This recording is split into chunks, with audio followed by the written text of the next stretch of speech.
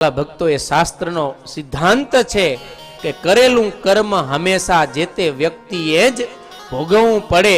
કર્મમાં ક્યારેય કોઈ ભાગ પડાવી શકતો નથી. ભગવાનના ચરિત્ર તો અગાધ છે. તો જોઈએ તો આ બંને મહર્ષિઓ ગોસ્વામી તુલસીદાસ અને વાલ્મીકી ઋષિ એ બંને રામચરિતના કરતા છે. ટૂંકની અંદર આપણે બંનેના જીવન ચરિત્રનું શ્રવણ કરશું. વાલ્મીકી મહર્ષિના જીવન વિશે ઘણી બધી વિચારધારાઓ લોકની અંદર ચાલે છે, ભ્રાંતિઓ પણ ચાલે છે, પણ વાસ્તવિકતા કંઈક જુદી છે. વાલ્મીકી મહર્ષિ પોતે લખે છે, વાલ્મીકી રામાયણમાં કે એ પોતે પ્રચેતાના પુત્ર છે, પણ એ થોડાક માર્ગથી ભટકી ગયેલા હતા. એટલે બહુધા સમાજમાં એમ કહેવાય કે એ તો લૂંટારા હતા, સમથિંગ હતા, કે નિમ્ન કોટીની અંદર કે નિમ્ન કક્ષામાં એમનો જન્મ થયો હતો. ના, વાલ્મીકી મહર્ષિ એ પોતે પ્રચેતાઓના પુત્ર છે. એમનો જન્મ શરદ પૂર્ણિમાના દિવસે થયેલો હતો અને એમનું જન્મથી નામ હતું અગ્નિશર્મા. શું નામ હતું? અગ્નિશર્મા. પણ પોતે રત્નાકર તરીકે, આ એનું ઉપનામ હતું રત્નાકર, એ નામે પણ પ્રસિદ્ધ થયેલા હતા. બાલ્યાવસ્થામાં જ્યારે નાના હતા ત્યારે જ એમને કોઈક વનવાસી જાતિની સ્ત્રીએ ચોરી લીધા, કિડનેપ કહેવાય ને, કિડનેપ કરી લીધું અને એને વનમાં લઈ ગયા. અને વનવાસી જાતિ એ અસભ્ય એટલે કે વનમાં રહે અને હિંસા, લૂંટ ફાટ, ચોરી વગેરે કરીને જ પોતાનો નિર્વાહ ચલાવે. એની વચ્ચે આ રત્નાકર છે એ પોષણને પામ્યા છે, ઉછર્યા છે. હવે જ્યાં ઉછરે એના જેવા સંસ્કાર ઓટોમેટિક આવે. એટલે ધીરે ધીરે કરતા એ રત્નાકરની વૃત્તિ પણ બધી હિંસામય બની. કેવી બની? હિંસામય. એટલે હિંસા કરે, લૂંટફાટ કરે, ચોરી કરે, ડકેતી કરે. કોઈ વરરાજા આમ જાન લઈને જાતો હોય તો એને લૂંટે. આવી રીતે ખૂબ હિંસા કરે છે, પાપ કર્મ કરે છે. એવા સમયમાં એક દિવસ દેવર્ષિ નારદ ફરતા ફરતા એ વનની અંદર પહોંચી ગયા છે. દેવર્ષિ નારદને જોઈ અને આ રત્નાકરી એને પકડ્યા છે અને કહ્યું છે કે તમારી પાસે જે હોય એ જલ્દી જલ્દી મને આપી દો, નહીતર હમણાં જ તમે જાનથી હાથ ધોઈ બેસશો. એ વખતે નારદજીએ કીધું કે ભાઈ, મારી પાસે તો માત્ર ને માત્ર એક આ વીણા, વસ્ત્ર અને વાસુદેવા 3 છે, એના સિવાય કાંઈ મારી પાસે નથી. કારણ કે નારદજી સાધુ હતા. એની પાસે શું હતું? માત્ર વીણા, વસ્ત્ર અને વાસુદેવ, એના સિવાય ચોથી કોઈ વસ્તુ નથી. એટલે હવે આજે રત્નાકર કે જેને કદાચ આપણે વાલિયા લૂંટારા તરીકે ઓળખીએ છીએ, એ રત્નાકર નારદજીને પકડીને ફંફોડે છે કે આને કંઈક ધન સંતાડ્યું હશે તો મળે. પણ નારદજીના અંગમાંથી કોઈ જગ્યાએથી ધન ન મળ્યું. પછી નારદજીને દયા આવી કે આ બચારો જીવ કેવા પાપ કર્મ કરે, આનો ઉદ્ધાર કરું. અને નારદજીએ કહ્યું છે કે ભાઈ, તો આટલા બધા પાપ કર્મ શા માટે કરે છે? આટલી હિંસા, લૂંટ ફાટ, આનું તને કેટલું પાપ લાગે તે કોઈ દી વિચાર કર્યો છે? ત્યારે રત્નાકર કહેવા લાગ્યો કે અરે સાધુરામ, આ તો મારા કુટુંબની ભરણ પોષણની આજીવિકા માટે કરું છું. હવે પેટ છે, પરિવાર છે, તો એને પોષવા કંઈક તો કરવું પડે ને. આ મારો વ્યવસાય છે, ધંધો છે, આજીવિકા છે. નારદજી સમજાવે છે કે અરે ભાઈ, તું તારા એક પેટને પોષવા માટે હજારોના પેટ ફોડી નાખે છે. એના પરિવાર શું દુખી નહીં થતા હોય? પારકા પરિવારને દુખી કરીને જે પોતાના પરિવારને પોષે, પોતાના પેટને પોષે, એ ક્યારે સુખી ન થાય. તમને લાગે છે સુખી થાય? હાલો ભાઈ, પારકા પેટ ફોડી અને આપણે આપણા પેટ ભરી તો સુખી થવાય? ના થવાય હો. માટે શીખજો આ કથામાંથી કે ભલે આપણું પેટ થોડુંક અધૂરું રહે, ભૂખ્યા રહીએ આપણે, પણ બીજાના પેટ કોઈ દી આપણે તોડવા નહીં, કોઈના પેટ આપણે ફોડવા નહીં. ભગવાન રાજી ન થાય, આપણે સુખી ન થાય. નારદજીની વાતની ધીરે ધીરે એ રત્નાકર ઉપર અસર થવા લાગી. નારદજી કહે છે કે ભાઈ, તું આ પરિવારને પોષવા માટે આટલા પાપ કરે છે, પણ તને ખબર છે આ પાપ તારે એકલાએ ભોગવવા પડશે.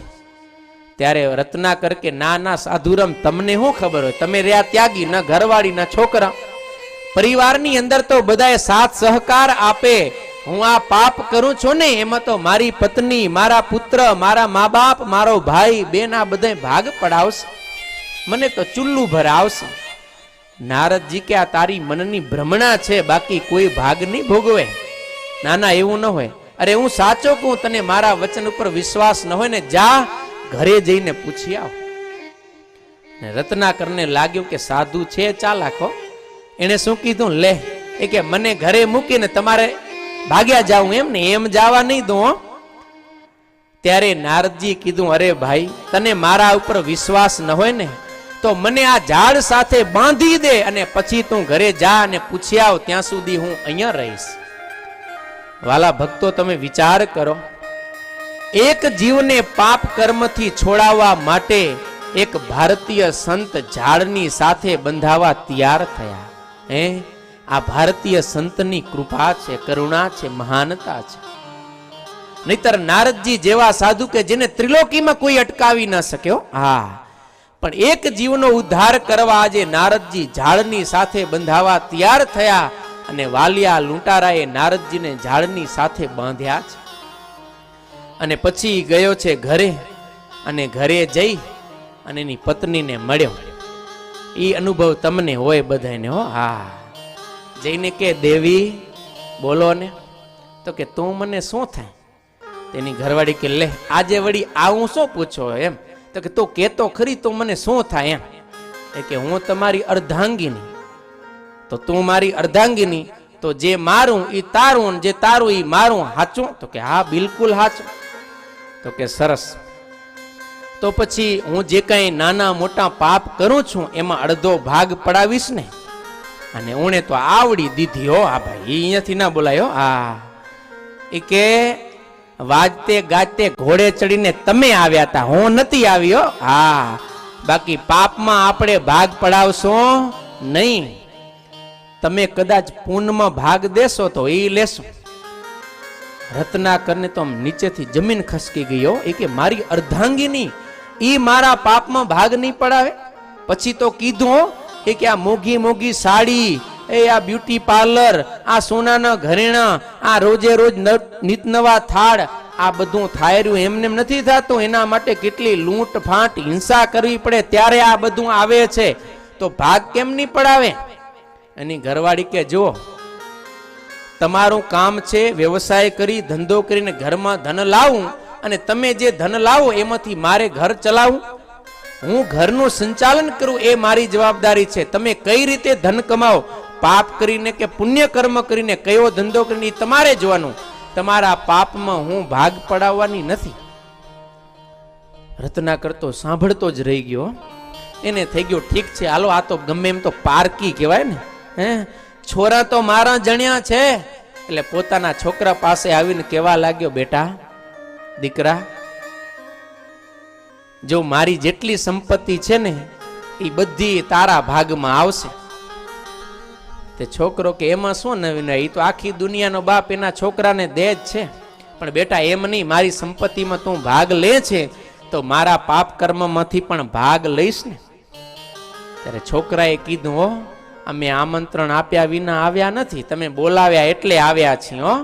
અને મા બાપની ફરજ છે કે દીકરાઓનું પાલન પોષણ કરી ભણી ગણાવીને એને તૈયાર કરવા. હવે તમે ગમે એ રીતે કમાવીને અમને મોટા કરો. હા, તમે વૃદ્ધ થાશો ત્યારે અમે તમારું ભરણ પોષણ કરશું, એ અમારી જવાબદારી. તમે કઈ રીતે ભરણ પોષણ કરો એ અમારે જોવાનું નથી. માટે અમે પાપમાં ભાગીદાર નહીં થાય.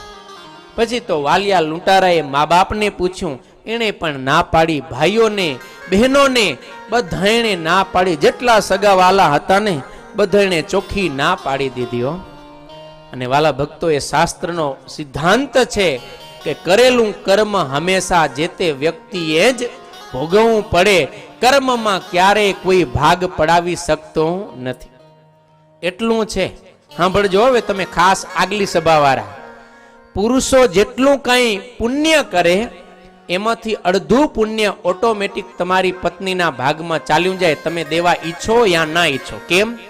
એ તમારા અર્ધાંગીની છે અને તમારી સેવા કરે છે એટલા માટે. આમાં બહુ રૂવા જેવું નથી.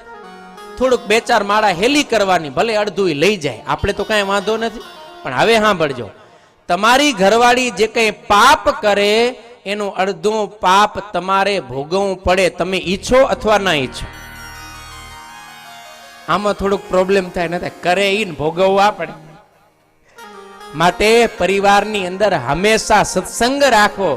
ધર્મ પ્રધાન આપણો પરિવાર હોય તો પત્ની દ્વારા પણ માની લો કે પાપ કર્મ ઓછું થાય તો આપણે ભાગ ઓછો આવે ને. હા, એનાથી વિશેષ ગ્રસ્તની ઘરે જે કઈ સંતાન છે, દીકરા કે દીકરી, એ જ્યાં સુધી 5 વર્ષ ન થાય ત્યાં સુધી એણે કરેલું તમામ પાપ એના માતા અને પિતાને લાગે છે. અને 6 વર્ષથી 10 વર્ષ ન થાય ત્યાં સુધી કરેલું પાપ અડધું એ પોતે ભોગવે અને અડધું એના મા બાપને ભોગવવું પડે. એટલે અઘરું છે ઓ ભાઈ, ઓ ભાઈ ધ્યાન રાખજો. હા, એટલે બહુ જાતે આપણે પાપ કરવું નહીં. આપણે આગલી સભા વાળાએ નથી કરી એમ તોય આવવાનું બીજાના ભાગનો, એમાંય આપણે કરશું તો કેટલું થશે. માટે હંમેશા સન્માર્ગે ચાલવું, વધારે પુણ્ય કર્મ ધર્મનું પાલન કરવું, જેથી કરીને કોઈક 2-4 માણસો લે તો એને કંઈક મળે.